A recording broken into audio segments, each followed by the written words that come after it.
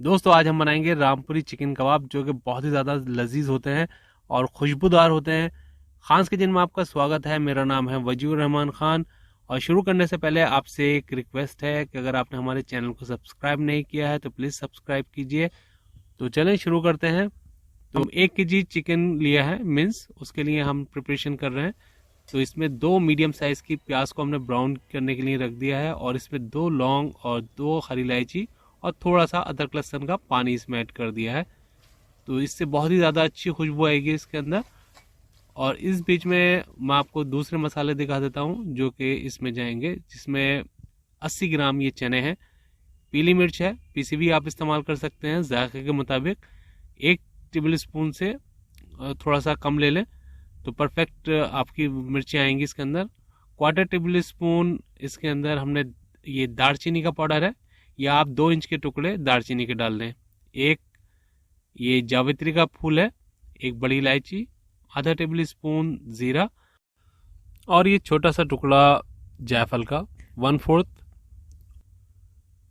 6-7 लौंग, 5-6 हरी इलायची और 15-20 काली मिर्च। तो इन सबको हमें बारीक पाउडर बना लेना है। और प्याज को बहुत ही एहतियात से ब्राउन कीजिएगा, क्योंकि ये ओवर हो जाएगी तो कलर ख़राब होगा और कम रह जाएगी तो टेस्ट नहीं आएगा। तो बस ये देखें, इस पोजीशन में आने के बाद आप गैस को बंद कर दें और इसको निकाल लें और फ़ौरन ही इसको आप ठंडा कर लें इस तरह से, जिससे ये एकदम क्रिस्पी बन जाएगी। और इसको जब ठंडा हो जाए तो उसके बाद इसको हम क्रश कर देंगे।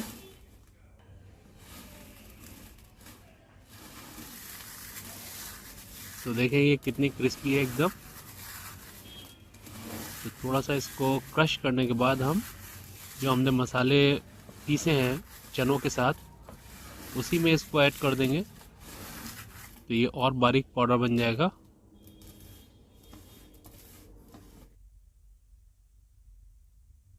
और साथ में इसमें नमक ऐड कर देंगे। तो इसका जो पाउडर है ये हमने बना लिया और इसको हम कीमे में ऐड कर देंगे। 2 टेबल स्पून इसमें जिंजर गार्लिक का पेस्ट जाएगा।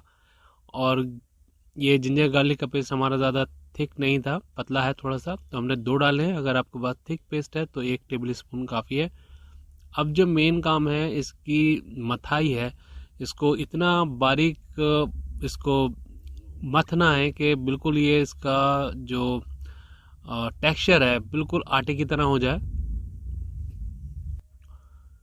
तो जितनी मेहनत आप यहाँ पर करेंगे उतनी ही अच्छा रिजल्ट आपका कबाबों में आएगा। तो तकरीबन इसको खूब कर रहे हाथों से 10 मिनट तो आपको करना ही करना है कम से कम। और उसके बाद जब आपको बनाना है उससे आधा घंटा पहले आप इसके अंदर पपीता ऐड कर दें। अगर आपके पास पपीता एकदम फ्रेश है, ज़्यादा उसके अंदर दूध है, तो उसमें 1 टेबल स्पून काफ़ी है। और अगर थोड़ा सा पुराना है तो 2 टेबल स्पून पेस्ट डाल दीजिए। और इसके अंदर थोड़ा सा कलर ऐड करेंगे, ऑप्शनल है, अगर आप चाहें तो कलर ऐड करें, क्योंकि चिकन में थोड़ा सा एक तो वाइट होते हैं, अच्छा सा कलर आ जाएगा। तो इसमें हम बिरयानी का कलर ऐड कर देंगे केवड़े के साथ। तो 2 टेबल स्पून केवड़ा ऐड किया और थोड़ा सा इसके अंदर हम ऑयल ऐड करेंगे जिसमें हमने प्याज को ब्राउन किया था। तो इन कबाबों की सबसे अच्छी बात ये होती है कि इसमें फैट नहीं होता बिल्कुल। नॉर्मली जितने भी कबाब बनाए जाते हैं हर जगह पर, उसमें काफ़ी हद तक फैट रखा जाता है जिससे वो मॉइस्ट और जूसी बनते हैं। ये कबाब थोड़े से ड्राई होते हैं लेकिन बहुत ही सॉफ्ट होते हैं और इनकी जो खुशबू होती है वो बहुत ही अल्टीमेट होती है।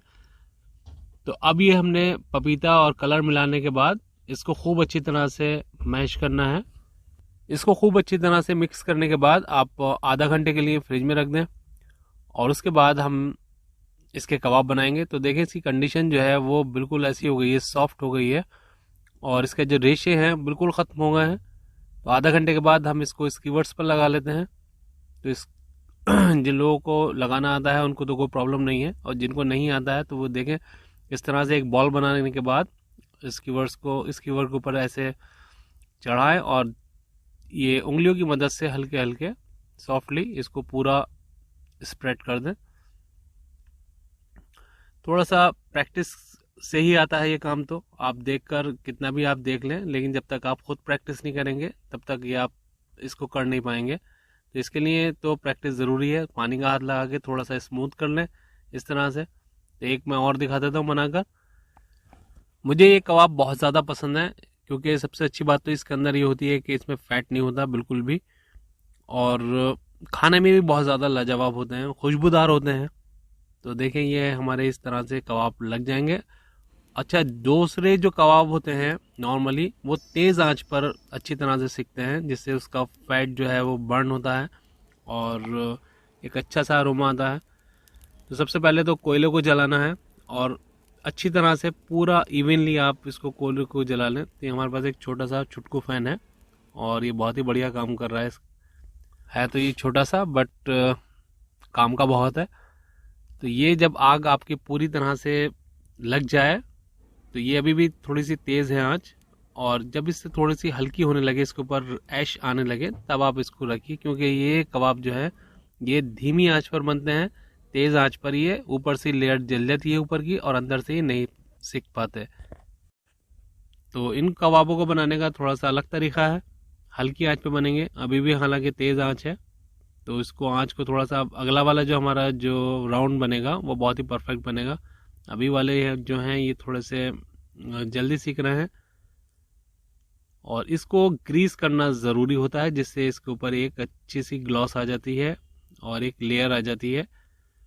क्योंकि इसके अंदर ऑयल तो है नहीं, तो इसको ऊपर से ऑयल लगाया जाता है। तो देखें ये रेडी हो चुके हैं और बहुत ही ज़बरदस्त खुशबू आ रही है इसके अंदर से। बहुत ही खुशबूदार कबाब होते हैं, बहुत ही जायकेदार होते हैं, चटपटे होते हैं।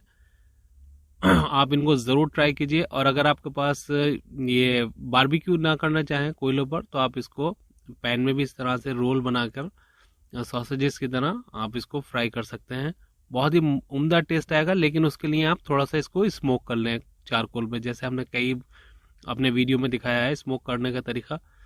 तो देखें इसको फिर बटर से थोड़ा सा गार्निश कर लें, इस तरह से ग्रीस कर लें सॉरी, और जिससे इसके अंदर बहुत ही अच्छा सा ग्लेज आ जाएगा। या आप वही ऑयल इस्तेमाल कर लें जिसमें आपने प्याज को ब्राउन किया था, और इसको एंजॉय कीजिए हरी चटनी के साथ और रुमाली रोटी के साथ।